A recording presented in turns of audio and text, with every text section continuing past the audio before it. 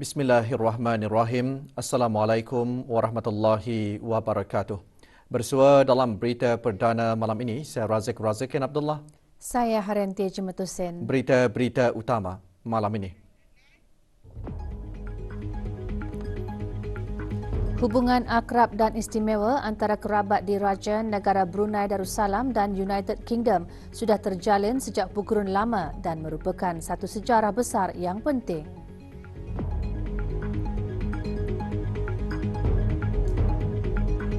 Usaha kolektif berterusan di rantau ASEAN penting dalam memajukan sektor tenaga.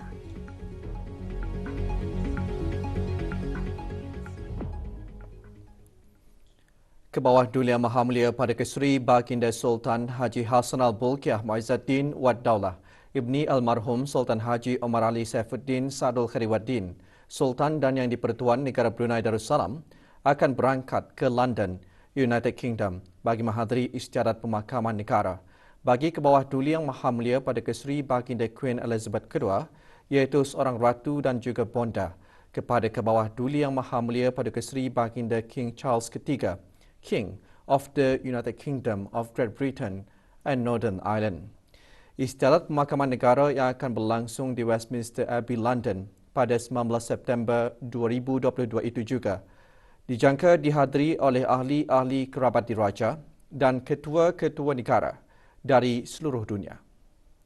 Kebawah Duli Yang Maha Mulia Paduka Seri Baginda Queen Elizabeth II mangkat pada usia 96 tahun pada hari Khamis, 8 September 2022 pukul 6.30 petang waktu setempat di Balmoral Castle, Scotland.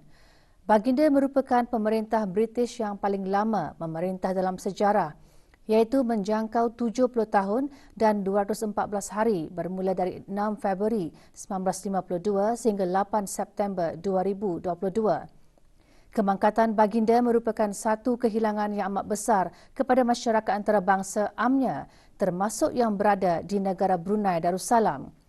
Sepanjang pemerintahan, baginda dikenali sebagai seorang pemimpin berwibawa dan unggul dari segi budi pekerti, berkhemah dan berpengetahuan tinggi.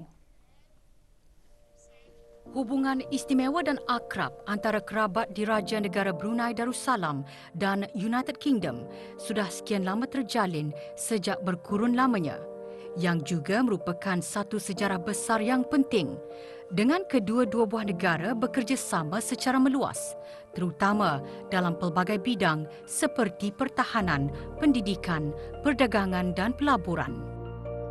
Hubungan akrab ini akan terus dijadikan ristaan sejarah sebagai pemangkin dalam mencapai kesejahteraan dan kemakmuran bersama. Ini dapat dilihat melalui beberapa siri keberangkatan yang lalu, seperti keberangkatan negara Kebawah Duli Yang Maha Mulia Paduka Seri Baginda Queen Elizabeth II ke negara Brunei Darussalam pada tahun 1972 dan 1998. Dan keberangkatan Kebawah Duli Yang Maha Mulia Paduka Seri Baginda Sultan dan Yang di-Pertuan Negara Brunei Darussalam mengadakan perjumpaan bersama Kebawah Duli Yang Maha Mulia Paduka Seri Baginda Queen Elizabeth II di Buckingham Palace pada 14 Disember 2017 serta menghadiri majlis Her Majesty The Queen's Dinner bagi meraihkan ketua-ketua kerajaan yang menghadiri mesyuarat ketua-ketua kerajaan Commonwealth CHOGM di London pada 19 April 2018. Status harian normal baharu COVID-19. 4 kes kini berada dalam kategori 4 iaitu memerlukan bantuan oksigen dan di bawah pemantauan rapi. Kementerian Kesihatan maklumkan 200 kes dilaporkan sembuh hari ini. Jumlah keseluruhan pemberian 2 dos vaksin COVID-19 bagi kanak-kanak berumur 5 hingga 11 tahun, 84.6%. Bagi remaja berumur 12 hingga 17 tahun yang mendapat 3 dos vaksin, 61.2%. Manakala liputan bagi rakyat dan penduduk negara ini yang mendapatkan 3 dos vaksin, 78.3%.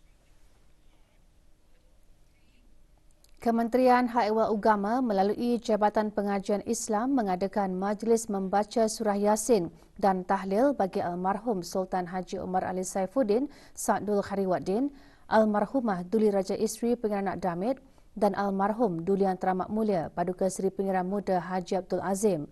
Majlis sempena sambutan memperingati ulang tahun pelaksanaan pendidikan agama formal ke-66 itu diadakan petang tadi di Kubah Makam Diraja. Hadir yang berhormat Pihak Udara Khatib Datuk Paduka Seri Setia Ustaz Haji Wan Badaruddin bin Pengarah Datuk Paduka Haji Wan Osman, Menteri Hal Ehwal Agama. Seramai 300 orang pegawai kanan, pegawai dan guru-guru dari sekolah-sekolah Arab dan Agama menghadiri majlis tersebut.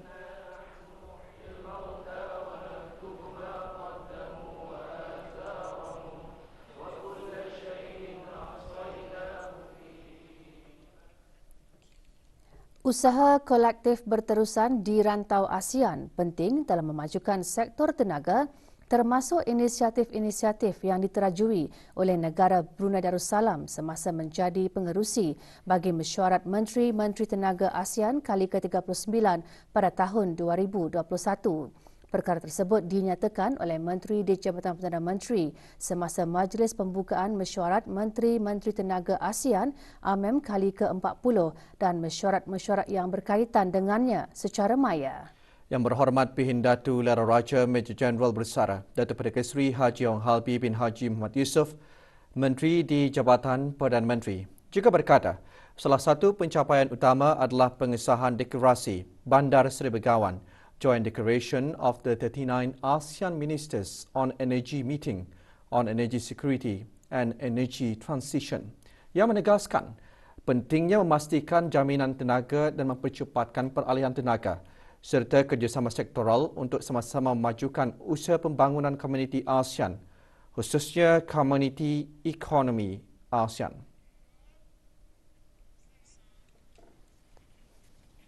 This joint declaration has clearly demonstrated our commitment to further strengthen and intensify our efforts in ensuring current and future energy security and accelerate the energy transition in the region for a more prepared, dynamic and sustainable regional economic community that can enhance the quality of life of our people in ASEAN. Mesyuarat AMEM ke-40 bertemakan Accelerating Energy Transition, Economic Recovery and Sustainable Growth, antara lain membincangkan perkembangan aktiviti yang dilaksanakan di bawah Pelan Tindakan Kerjasama Tenaga ASEAN Fasa Kedua tahun 2021 hingga 2025. Acara sampingan mesyuarat turut menyaksikan pelancaran 2 dokumen. Selain itu, mesyuarat juga menyaksikan pengesahan 3 kenyataan bersama.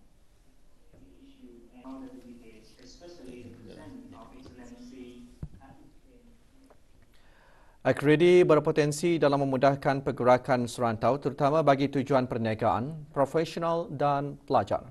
Ikuti bahan beritanya selepas ini.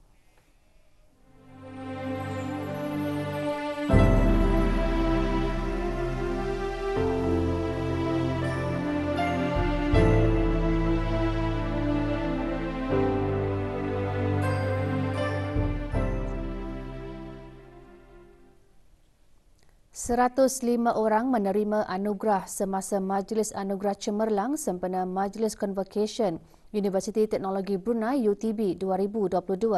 Majlis berlangsung pagi tadi di Pusat Persidangan Antarabangsa Brakas. Penyampaian anugerah disempurnakan oleh Yang Berhormat Datin Seri Setia Dr. Dayang Hajar Rumaizah binti Haji Muhammad Saleh, Menteri Pendidikan.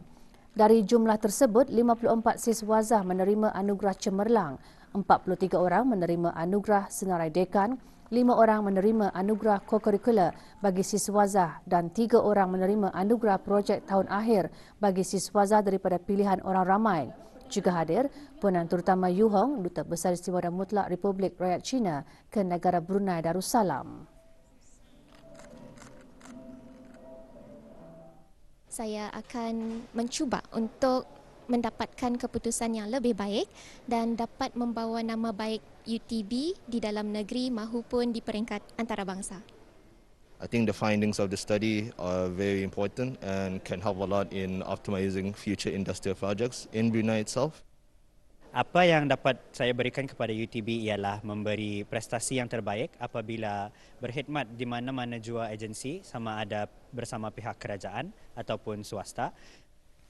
Based on the support and recognition my final year project has received, it motivated me to dive further into research, to which I am now pursuing my postgraduate study in UTB as well. Saya akan berusaha untuk meningkatkan lagi prestasi dalam perkhidmatan kepada Universiti Teknologi Brunei khususnya dan Kerajaan ke bawah Duli Yang Maha Mulia secara amnya.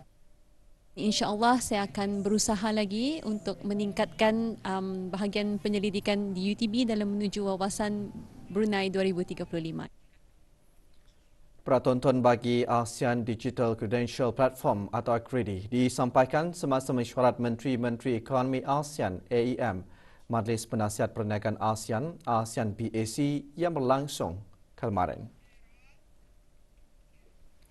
ACREDI merupakan inisiatif utama serantau yang digariskan dalam Pelan Indo-Ekonomi Digital ASEAN 2025, Pelan Hala Tuju Bandar Seri Begawan 2021 dan Pelan Tindakan Rangka Kerja Integrasi Digital ASEAN DIFAF 2019-2025. Semasa mesyuarat Dr. Hajah Mei Faizah binti Haji Ahmad Arifin, Setiausaha Tetap Ekonomi, Perdagangan Industri, Kementerian Kewangan dan Ekonomi menggariskan potensi ACREDI dalam memudahkan pergerakan serantau melalui pengesahan kelayakan, terutamanya untuk perniagaan, profesional dan pelajar. Terdahulu, Dayang Haslina Taib, pengerusi ASEAN BAC Brunei dan Kumpulan Kerja Transformasi Digital ASEAN menekankan kepentingan piawaian dan berkongsi keperluan rentas sempadan dalam menyokong integrasi ekonomi ASEAN. 54 murid darjah 6 Sekolah Ugama Pengeran Anak Puteri Majidah Nurul Bulkiah yang berjaya menamatkan bacaan Al-Quran 30 juz diraikan pagi tadi dengan Majlis Khatam Al-Quran. Majlis berlangsung di Kompleks Mim Nun Jaya, Jalan Berbatik, Kilanas. Majlis dimulakan dengan bacaan surah Al-Fatihah dipimpin oleh Dr. Haji Azman bin Ahmad, Setiausaha Tetap Pengajian Tinggi Kementerian Pendidikan. Sesuai dengan hasrat kerajaan dalam melahirkan generasi celik Al-Quran, majlis juga bertujuan memupuk semangat agar sentiasa mencintai dan menghayati Al-Quran serta mengamalkan ajaran agama Islam khususnya dalam kalangan pelajar sekolah agama.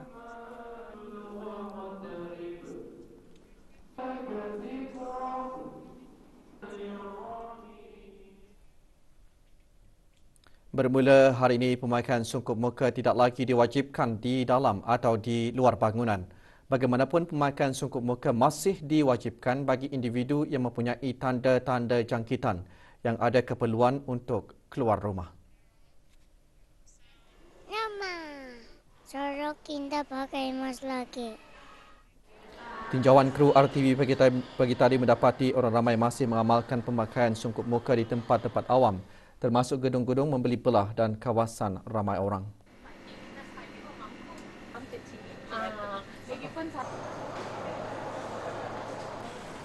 Bagaimanapun, orang ramai masih diwajibkan memakai sungkup muka di fasiliti-fasiliti kesihatan kerajaan atau swasta, termasuk hospital, klinik, ambulans, pusat swab dan pusat suntikan. Aku sokong juga yang pakai mask, sebab jadi kita ni berjaga, kita ni rakyat orang Brunei, kanak-kanak juga keluarga. Walau ia di mana-mana jalan pakai mask yang for safety juga yang untuk kita ni. Penggunaan memakai mask di hospital untuk menjaga keselamatan diri kita ni dan orang lain juga. Kan di sini ni di hospital ni macam-macam penyakit yang tidak diketahui. Alhamdulillah, ada juga baiknya pemakaian mask serukup muka diwajibkan, terutama sekali macam di sini untuk menjaga diri kita ni juga dan menjaga kesejahteraan orang lain. Bagi memastikan amalan pengendalian makanan sentiasa di tahap baik, pengendali makanan yang terlibat dalam penyediaan makanan di restoran, kedai makan, kafe dan gerai juga diwajibkan memakai sungkup muka.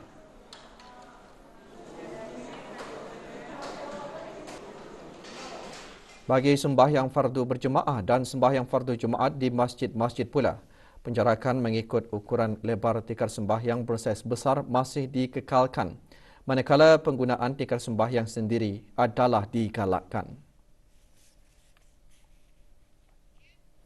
Berikutan pengemas kinian langkah pengawalan dalam negara dan syarat-syarat perjalanan keluar dan masuk negara.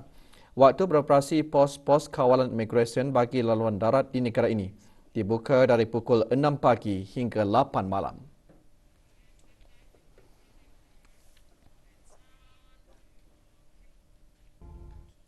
Polis Marin Pasukan Polis Diraja Brunei berjaya menahan seorang pemandu perahu dipercayai membawa barang tegahan yang tidak diisytiharkan.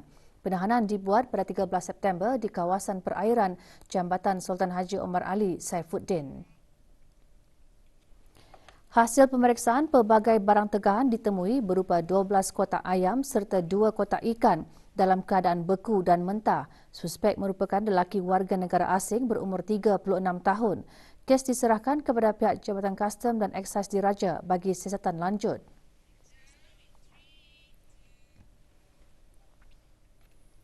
Seorang lelaki penduduk tetap dikenakan denda oleh Mahkamah Magistrate Kuala Blight hari ini atas satu pertuduhan di bawah Perintah Eksais 2006 kerana memiliki 18 kartun dan 29 paket rokok pelbagai jenama di sebuah rumah di Kampung Sengkarai Tutong.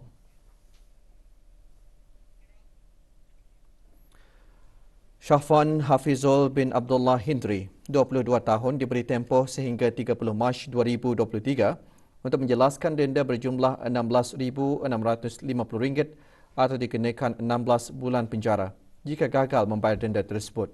Semua barang terlibat dirampas untuk dimusnahkan.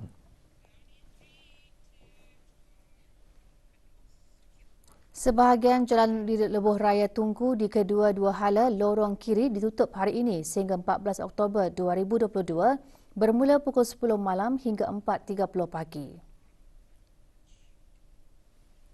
Penutupan tersebut bagi membolehkan kerja-kerja pencatasan dahan dan pemotongan pokok di sepanjang lebuh raya tersebut. Para pengguna lebuh raya tersebut dinasihatkan untuk berhati-hati apabila melalui kawasan tersebut di samping mematuhi tanda-tanda lalu lintas dan had laju yang dibenarkan.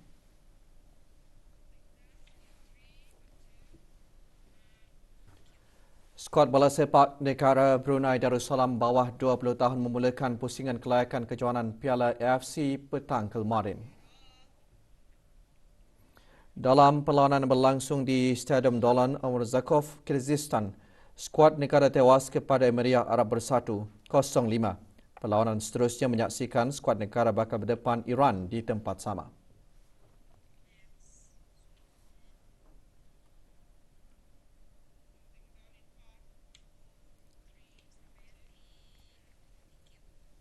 Persiapan dan persediaan kontingen negara Brunei Darussalam menjelang Tamasya Sukan Malaysia 2022 SUKMA ke-20 yang akan diadakan di Kuala Lumpur bermula pada 16 September hingga 24 September nanti. Pada Tamasya kali ini, seramai 26 atlet yang akan menyertai 5 acara sukan iaitu karate, pencak silat, renang, petong dan wushu. Antara 3 atlet negara yang akan menyertai sukan akuatik renang di SUKMA nanti ialah Nur Haziq Samil, Joy Ling Tai Yu dan Haley Wong An Yu. Ia merupakan penyertaan pertama bagi atlet renang negara dalam sukan Malaysia kali ini sejak Brunei Darussalam menyertainya pada tahun 1996. Persiapan untuk SUKMA kali ini kami berlatih 7 kali dalam seminggu. Kami ikut apa yang jurulatih cakap. Dari segi mental, kami cukup bersedia sebab kami pun berlatih pagi, petang, malam. Perkembangan atlet wushu negara di Sukan Malaysia SUKMA ke-20 yang memulakan aksi saingan di peringkat akhir acara wushu. Atlet wushu negara Muhammad Syafi'i Syaifiran Roslan hanya berpuas hati untuk menamatkan di kedudukan di tempat ke-19 dari 20 peserta. Dalam acara akhir tersebut, Muhammad Syafi'i Syaifiran berjaya mengumpul 8.720 mata. Pingat emas dimenangi oleh atlet wushu Johor, diikuti Melaka yang berjaya mengutip pingat perak dan pingat gangsa pula disandang oleh Sarawak.